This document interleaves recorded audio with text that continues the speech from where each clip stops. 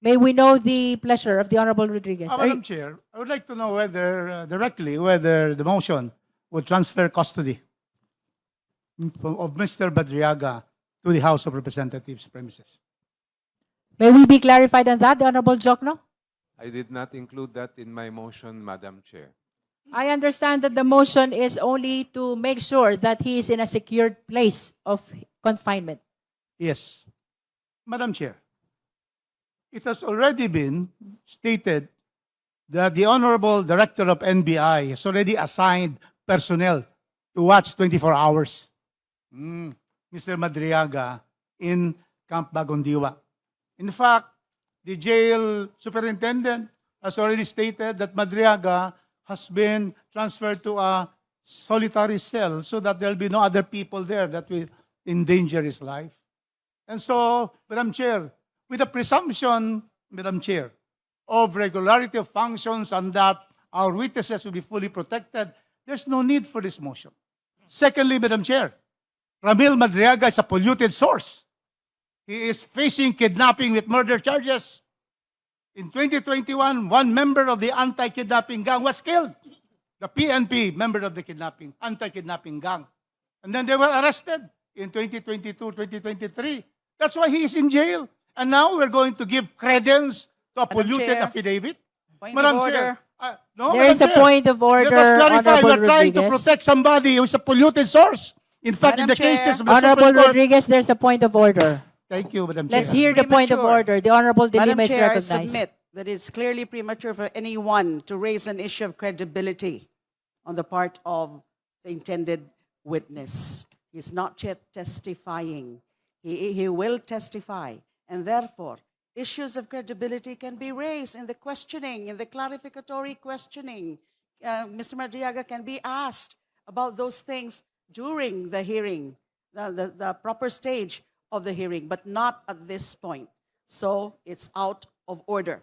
Any such statement relating to the issue of credibility, statements like a polluted source, that is not yet proper at this stage of the proceedings.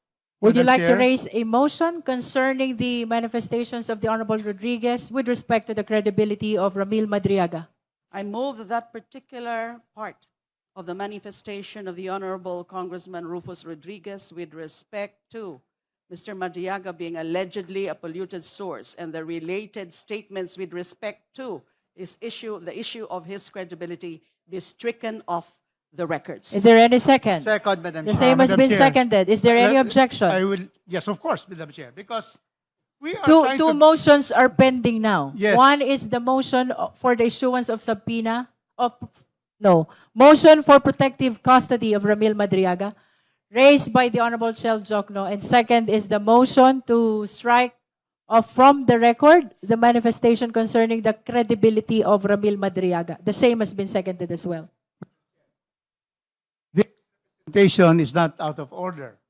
We are discussing about giving a bundle of rights, 3. All of this to be able to give that advantage, that perceived, safety issues which are not. That's why me stating that to give this bundle of rights, to give this protection, to all of this custody and so forth in a safe place, should not be given to a polluted source. That is the point that I have. And therefore, it is not out of order. We are discussing, we are objecting to this particular motion.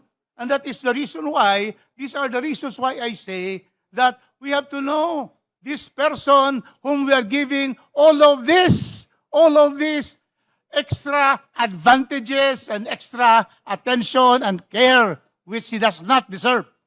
Madam Chair, The Honorable De Lima. Mr. Madriaga is listed as one of the witnesses for the complainants.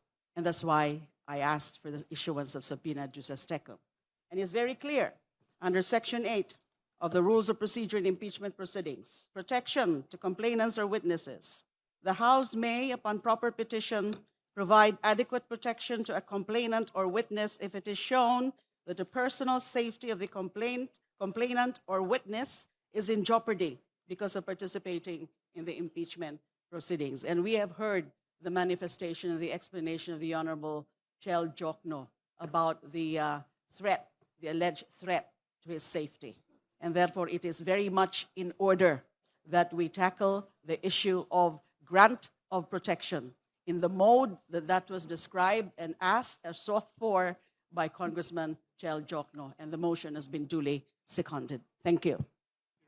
We've heard amply the argument of both the Honorable Rodriguez and the Honorable De Lima. For the guidance of the Justice members, our parliamentary status is there's a pending motion by Congressman Chel Jokno for protective custody of witness Ramil Madriaga. The same has been seconded. The same is objected to by the Honorable Rodriguez. There's likewise a pending motion by the Honorable Laila De Lima to strike out from the record the manifestation of the Honorable Rodriguez pertaining to the credibility of witness Ramil Madriaga. The same has been seconded as well, and the same was objected to as well by the Honorable Rodriguez. We shall now proceed to divide the House